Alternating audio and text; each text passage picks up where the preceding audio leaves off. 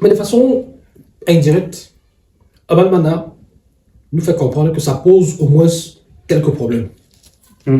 Ça pose au moins quelques problèmes. C'est-à-dire que ça pose au moins le problème de l'exemplarité.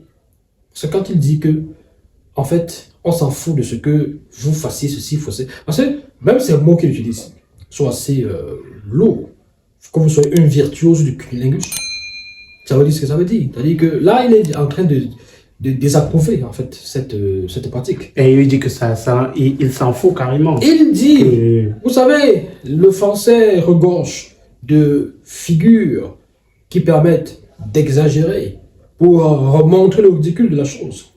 Quand on dit que vous êtes, peu importe que vous soyez une virtuose du cunilingus, virtuose, c'est quelqu'un qui maîtrise l'art, c'est quelqu'un qui a une science élevée dans un domaine bien précis. Quand on dit un virtuose du football, Messi est un virtuose du football, ça tout le monde le sait. CR7 est un virtuose du football.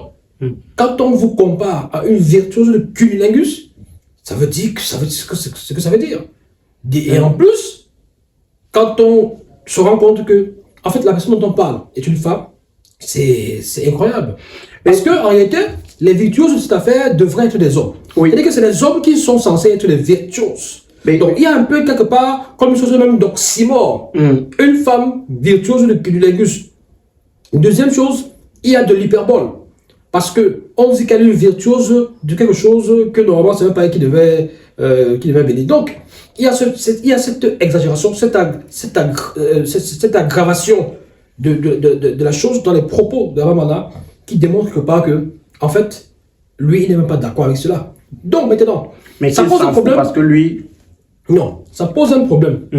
Quand il parle de publier, elle appartient à une génération de personnes qui pensent qu'il faut tout publier. Ça pose deux problèmes, déjà, pas un seul problème. Le problème de la protection de la vie privée, qui devrait commencer par nous-mêmes. C'est-à-dire que... Qui est un choix. Non, écoutez... Vous pouvez choisir de protéger votre vie privée ou pas. Essayons de sensibiliser les uns les autres. Parce que ce qui vous concerne ne vous concerne pas tout seul. Vous avez des enfants, vous avez des parents, vous avez des amis, vous avez des gens qui peuvent être affectés par vos choix. Et donc, la responsabilité suppose que quand vous fassiez quelque chose, que vous vous posiez des questions. Est-ce que on ne dira pas que? Est-ce que ça ne posera pas problème ici? Est-ce que ça ne s'est pas mal vu là-bas? Est-ce que ça me... Voilà. Donc, il y a le choix de la publication de la vie privée. La vie privée restera toujours privée si elle n'est pas publique. C'est-à-dire que quoi? Il faut savoir que dans le droit de la communication, le principe qui régit la vie privée n'est pas pareil que la vie publique. Les personnalités publiques dont la vie est publique, ce qui les concerne en matière de vie privée, ça reste privé tant que c'est caché, tant que c'est pas vu. Tant que c'est sur la place publique, ce n'est plus leur vie privée. C'est-à-dire que vous ne pouvez pas, par exemple, dire que vous avez vu Samuel Eto'o-Fils dans un restaurant en train de manger et que c'était en public et que en fait, c'était une cérémonie, disons ça comme ça, c'est une cérémonie à laquelle il assistait, comme ça, quelque chose qui avait un caractère public, et que on a vu là les paparazzis filmer et tout. Et vous nous dites, c'est quelque chose de privé, sa vie privée, il ne faut pas qu'on sache qu'on voit. Or, c'est un caractère public, c'était une cérémonie officielle qui était publiée, qui était filmée par exemple, les médias qui publiaient, tout ça. Mais, Samuel Eto'o, dans son jardin, avec ses enfants, en train de s'amuser tranquillement, à l'abri de tous les regards et de toutes les caméras. Celui qui vient se poster par hasard, avec un drone, je ne sais pas quoi, et qui guette et tout, qui vient faire du voyeurisme, qui vient guetter et tout dans ces situations et filme pour aller mettre, il est passible de poursuite. Parce qu'en fait, il s'agit là de sa vie privée et il n'est. C'est-à-dire que même si il est un homme public, ce qui a un caractère privé et qui est caché, qui est personnel à Samuel Eto'o-Fils, qui concerne sa vie privée, ses enfants, sa famille, c'est du moment où c'est lui qui publie, c'est du moment où c'est lui qui rend public, qui a ce qu'on appelle maintenant la vie publique, le côté public d'une personnalité. Voilà, donc c'est ça. Alors, à ce niveau, elle est la personne qui a publié. Enfin, elle est censée rendre public. Elle a décidé de rendre public sa vie privée. Elle a décidé de rendre public sa vie privée. Son choix. Selon ce qu'on a sous la main. Bon, parce que c'est vrai qu'après, on va évoquer l'autre pan parce qu'on a parlé du piratage et on va s'interroger un peu sur ça. Donc, selon ce que nous avons sous la main, elle sera la personne qui aurait publié ces images-là, même si après, il y a des publications qui font état de ce que la page a été hackée.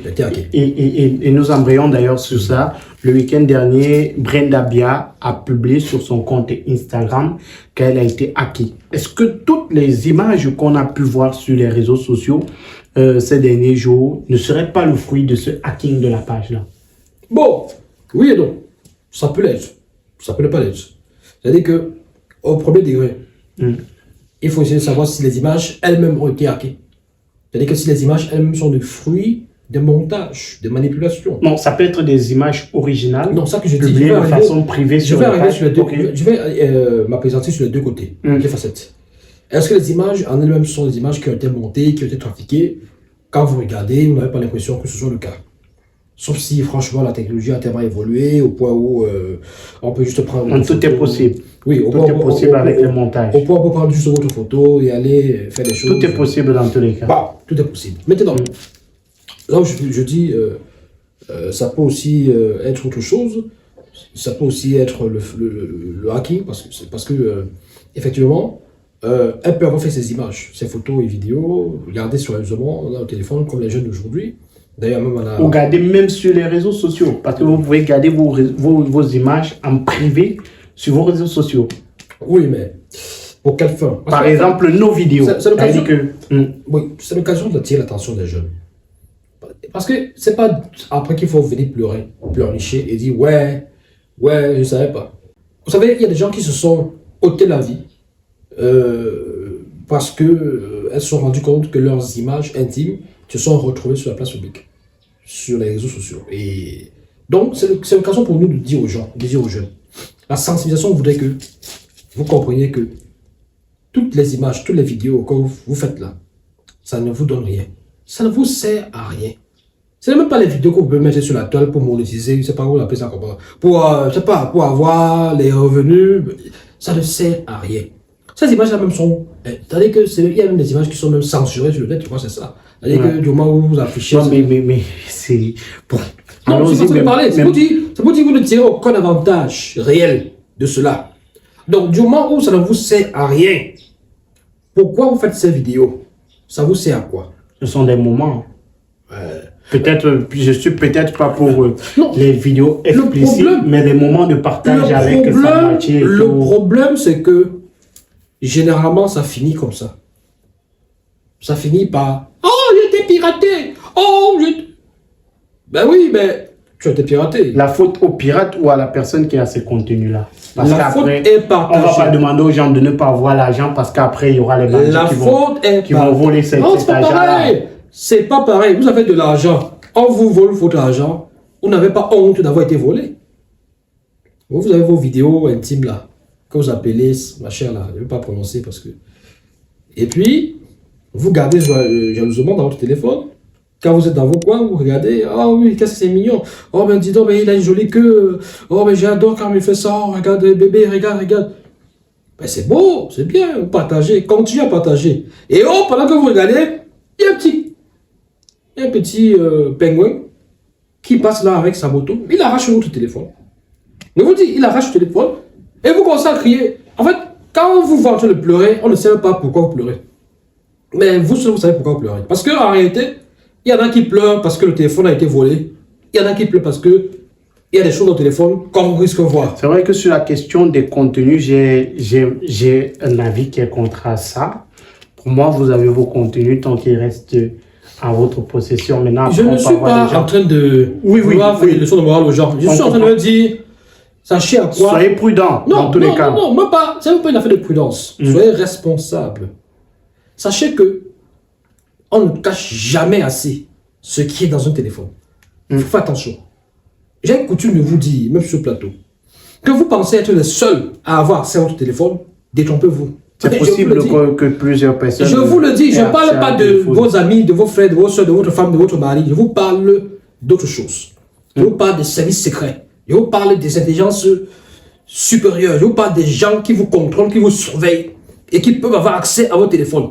Mais des gens qui vous mettent sur écoute qui peuvent pénétrer votre téléphone. Des gens qui ont des technologies qui leur permettent d'entrer dans votre système et de voir ce que vous avez. Mais Yannick Renaud, là on parle du contenu. Faites attention. Est-ce que la publication de ces contenus pourrait être le fruit du piratage? Parce que comme je le disais tantôt, oui, je l'ai dit, vous pouvez faire des photos, vous pouvez faire des vidéos, vous les mettez en privé sur les réseaux sociaux. Je dis, ça peut être le cas. Ça peut être le cas parce que, vous savez, on est presque tous victimes on peut être victime de ces trucs-là parce que, vous savez, ils ont le système, ces pirates. Ils ont des mille manières pour pénétrer, pour intégrer votre système.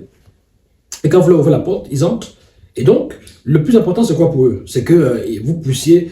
ils ont des appâts, ils savent comment faire pour vous pousser à leur ouvrir la porte pour pénétrer votre système.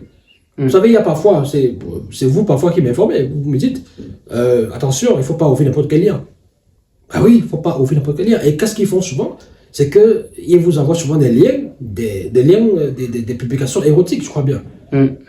Des publications, voilà, X, vous entrez et puis c'est la porte ouverte pour pénétrer votre système et vous piratez. Donc, c'est vous qui leur offrez cette possibilité-là. Donc, si vous ne leur offrez pas ça, ils ne peuvent pas facilement pénétrer, pirater vos contenus. Donc, le vrai problème à ce niveau, mon cher Magique, c'est la nécessité ou pas d'avoir un certain type de vidéo, de contenu.